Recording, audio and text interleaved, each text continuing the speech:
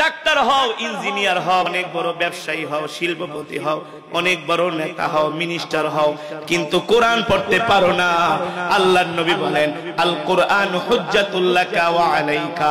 কাল হাসরের ময়দানে আল্লাহর কোরআন আমাদের বিরুদ্ধে আল্লাহর আদালতে মামলা করবে, বলবে আল্লাহ আপনার এই বান্দা দুনিয়ার জমিনে দুনিয়ার শিক্ষার পিছনে, জেনারেল শিক্ষার পিছনে সারা জীবনটাকে ব্যয় করছে, কিন্তু দুনিয়াতে সেই কোরআন পড়ে নাই, কোরআন শিখে নাই।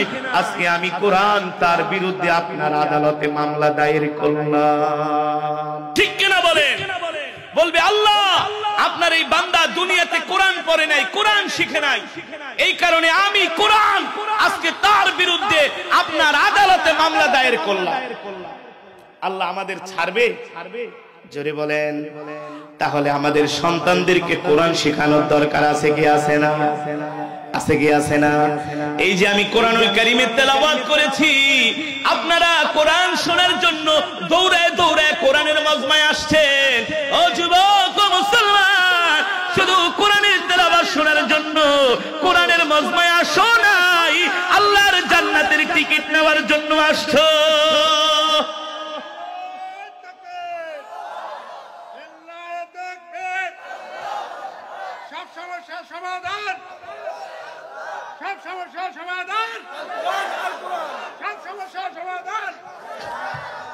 আরে শুধু আল কোরআন না, দিতে পারে আল কোরআন, সব সমস্যার সমাধান দিতে পারে আল কোরআন।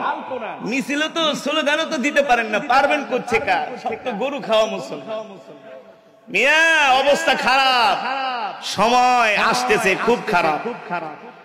এখনো যদি আমরা সোচ্চার না হই, ফিলিস্তিনের চেয়েও এই দেশের অবস্থা কঠিন হবে। এই মৌলবীর কথাটা লেখা রাখেন, লেখা রাখেন, লেখা রাখেন। এখনো সময় আছে। আমাদের দেশের উপরে শকুনের নজর পড়েছে, ঠিক কিনা বলেন? তারা জানে দেশের মুসলমান 100% মুসলমানের দেশ, এই কারণে নাস্তিক মুরতাদ বেঈমানরা চাচ্ছে এই দেশের মুসলমান যাতে ঈমান আমল ঠিক রাখতে না পারে। এই কারণে হিন্দি গান, বাংলা গান, সিনেমা, নাটক, ক্রিকেট, ফুটবল, মদ, গাঁজা, জুয়া, ইয়াবা দিয়া আমাদের সমাজটাকে নষ্ট করে দিচ্ছে। আজকে এই কোরআনের মাহফিল গুলো করার উদ্দেশ্যই হলো যাতে করে আপনারা কোরআন শিখেন, আপনাদের সন্তানদেরকে কোরআন শিখান, ঠিক কিনা বলেন? আপনারা নিজেরাও কোরআন শিখেন, ঠিক না? গুনাহ থেকে বেঁচে থাকেন। আজকের মাহফিল গুলোর উদ্দেশ্যই এগুলো, নাকি আর কোন উদ্দেশ্য আছে? কোন উদ্দেশ্য নাই, শুধু আপনারা যাতে দ্বীনের পথে চলেন, ঠিক কিনা বলেন? এবার আসেন মুসলমান, আমি আপনাদের সামনে যে কোরআনুল কারীম থেকে তেলাওয়াত করলাম, আল্লাহ রাসূলের হাদিস। আল্লাহর নবী একদিন রাস্তা দিয়ে হেঁটে যাচ্ছেন, যে কোরআন নবীর উপরে নাজিল হয়েছে, এই কোরআন শুধু আল্লাহর নবী নিজেই তেলাওয়াত করতেন না, অন্যের জবানেও কোরআন শুনতে ভালোবাসতেন। আল্লাহু আকবার। আল্লাহর নবী রাস্তা দিয়ে হেঁটে যাচ্ছেন। এ যুবক শোনো, তোমার কানের মধ্যে কোরআনের তেলাওয়াতের আওয়াজ যদি গিয়ে থাকে, আর যদি তুমি কোরআনের মাজমায় আসতে না পারো, তাহলে তুমি মনে রাখো তোমাকে ইবলিস শয়তানে ধরেছে। গানের আওয়াজ শুনলে তো ঘরে থাকো না, ঠিক না? গানের আওয়াজ, ঢোলের বাড়ি শুনলে তো দৌড়াইয়া গানের মজমায় চলে আসো, কিন্তু কোরআনের মজমায় আসো না। তার মানে কি ইবলিস শয়তান তোমাকে গ্রাস করেছে, ঠিক কিনা বলেন? যদি তোমার ঈমান মজবুত থাকতো, ও যুবক, ও মুসলমান, আল্লাহর কোরআনের আওয়াজ শোনার পরে তুমি আর ঘরে থাকতে পারতা না, রাস্তায় থাকতে পারতা না। তোমার ঈমান তোমাকে কোরআনের মজমায় নিয়ে আসতো। যে ঈমানদার মুমিন, তার কানের মধ্যে যখন আজানের আওয়াজ যায়, ঈমানদার মুমিন আর কোনো কাজ করে না, তারা দুনিয়ার সব কাজ বাদ দিয়া আল্লাহর কদমে হাজির হয়ে যায়, ঠিক কিনা বলি? মুসলমান, যেটা বলছিলাম একটু আগে, আমি কোরআন পড়েছি, আপনারা দৌড়ে দৌড়ে অনেকে কোরআনের মজমায় আসছেন, আসছেন না?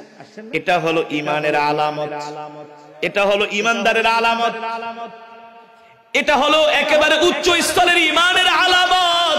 যারা কোরআন শোনার পরে আর ঘরে থাকতে পারে না, তাদের ঈমান তাদেরকে কোরআনের মজমায় নিয়ে আসে। আল্লাহু আকবার। উদাহরণ দিব, কিসের রিজিক? এখন আপনারাই বলেন, আমাদের ঘরগুলোতে কি এখন ফজরের পরে কোরআন তেলাওয়াত হয়? হ্যাঁ, ফজরের নামাজই পড়ে না, কোরআন তো দূরের কথা। ঠিক কিনা বলে? আমি ঢাকার পাশে একটা জেলা আছে চাঁদপুর, নাম কি? ওই চাঁদপুরে গত বছর এক মাহফিলে গিয়েছি। এখন মাহফিল কমিটি বলে, হুজুর 3 বছর পরে আপনার ডেট দিয়া পাইছি, তো আমাদের এলাকায় আসছেন, আমাদের অনেক আশা। কি হুজুর? আমাদেরকে লম্বা চূড়া তেলাওয়াত শুনাইবেন, অনেক লম্বা বয়ান করে শুনাইবেন। আমি বলি মাশাআল্লাহ। হুজুর 46তম মাহফিল। কততম? খিচুড়ি রাঁধছে 50 ডেক, গরু জবাই করছে 5টা। হুজুর 46 বছর ধরে ওয়াজ করাইতেছে, হাজার হাজার মানুষ। আমাকে এত মানুষ, হুজুর বুঝেন না, 50 ডেক খিচুড়ি, 46তম মাহফিল। হুজুর আমাদের এলাকার মানুষ খুব ধার্মিক, খুব ওয়াজ শোনে। সেক্রেটারি হুজুর এমন কেরাতে টান দিবেন যাতে মানুষ কাঁথার তলে থেকে উঠে দৌড়ে চলে আসে, এমন কেরাত পড়বেন। ইমাম সাহেব ডাকবে, ইমাম সাহেব মাহফিলকে মসজিদের। মসজিদ তো ভালোই, বুঝেন না, গ্রামের মসজিদ এসি লাগায় ফেলাইছে। হুজুর খুব দান করে, এলাকার মানুষ খুব দানশীল, খুব ওয়াজ শোনার পাগল। আমি বলি ইমাম সাহেব, আপনার মসজিদে জুমার নামাজে কেমন মুসল্লি হয়? সেক্রেটারি লাভ দিয়ে উঠে, হুজুর একটা কথা কইলে, আমার এলাকার মানুষ এত নামাজ পড়ে, জুমার দিনে হুজুর মসজিদের বারান্দায়, মাঠে, ওযুখানায় পর্যন্ত জায়গা দেওয়া যায়, ওযুখানায় পর্যন্ত জায়গা দেওয়া। মাশাআল্লাহ, তুই তো খুব নামাজি। হুজুর মসজিদের ছাদেও মুসল্লি হয়, এত নামাজ পড়ে হুজুর। ইমাম সাহেব জুমার নামাজে এত মুসল্লি হয়, মাশাআল্লাহ। তো ফজরের নামাজের কি অবস্থা? কোন নামাজ? কথা কয় না, কোন নামাজ?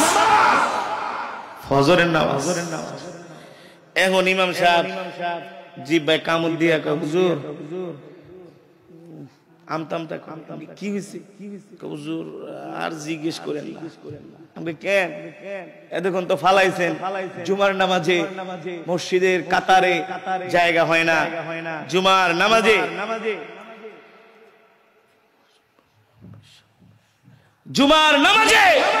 হুজুর রাস্তায়ও জায়গা দেওয়া যায় না, মাঠেও জায়গা দেওয়া যায় না। ফজরের নামাজের সময় কথা কন না কেন?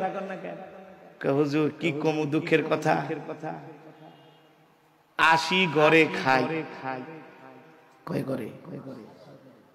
80 ঘর বুঝেন কি করত? মাশাআল্লাহ, 80টা ফ্যামিলি, পরিবার। সেখান থেকে ইমাম সাহেবকে 80 ঘরে খাওয়ানো মানে ওই এলাকায় 80টা পরিবার আছে। এক ঘরে যদি 2 জনকেরও পুরুষ মানুষ থাকে, তারপরেও 150-এর উপরে। কথা হুজুর 80 ঘরে খায়, দুঃখের কথা কি কমু? ফজরের নামাজে 80 জন মুসল্লিও হয় না। 80 জন তো দূরের কথা, 8 জন মুসল্লি হয়। কয়জন? আপনাকে এলাকার অবস্থা কি এর চেয়ে ভালো নাকি? হ্যাঁ, এর চেয়ে ভালো? বাংলাদেশে শতকরা 5% মানুষও ফজরের নামাজ পড়ে। কোরআন তেলাওয়াত তো দূরের কথা, আর এটা তো আরো দূরের কথা, ফজর নামাজই পড়ে না। 100-এর ভিতরে 95 জনই ঘুমায় থাকে। তো বরকত কোথা থেকে আসবে? এখনো যে আল্লাহ আমাদেরকে বাঁচায় রাখছে, ভূমিকম্প দিয়া, ভূমিধস দিয়া, টর্নেডো দিয়া, আল্লাহ যে এখনো আমাদের ধ্বংস করে নাই, এটাই তো বেশি। কথা বলে আপনারাই বলেন, যেমন করে আপনাদের এলাকায় জুমার নামাজে মুসল্লি হয়, এইভাবে যদি ফজরের নামাজে মুসল্লি হতো, তাহলে সমাজটা কেমন হতো? কেমন হতো? আর যদি প্রত্যেকটা ঘর থেকে ফজরের পরে সূরা ইয়াসিনের তেলাওয়াত হতো, মাগরিবের পরে সূরা ওয়াকিয়ার আমল হতো, আল্লাহু আকবার, আমাদের ঘরগুলো জান্নাতের টুকরায় পরিণত হয়ে যেত। ঘরগুলো জান্নাতের টুকরায় পরিণত হয়ে। এখন তো বাংলাদেশে সেই মক্তবগুলো বন্ধ হয়ে গেছে। 20-30-40 বছর আগে দাদার আমলে নানার আমলে যে মক্তবগুলো ছিল সকালবেলা না ফজরের পর ইমাম সাহেব ডাকতো, এই সরদার বাড়ি তালুকদার বাড়ির মসজিদ থেকে পশ্চিম পাড়া পূর্ব পাড়ার মসজিদ থেকে বলতেছি তাড়াতাড়ি করে তোমরা মক্তবে চলে আসো। এখন আর ছেলেরা মুসলমানের সন্তানরা মক্তবেও যায় না, কোরআন শিখে না। আলেম ছাড়া বাংলাদেশের 100-র মধ্যে 95% সাধারণ জনগণ, সাধারণ মুসলমান তারা কোরআন পড়তে জানে না। তো বরকত রহমত কোত্থেকে আসে বলে?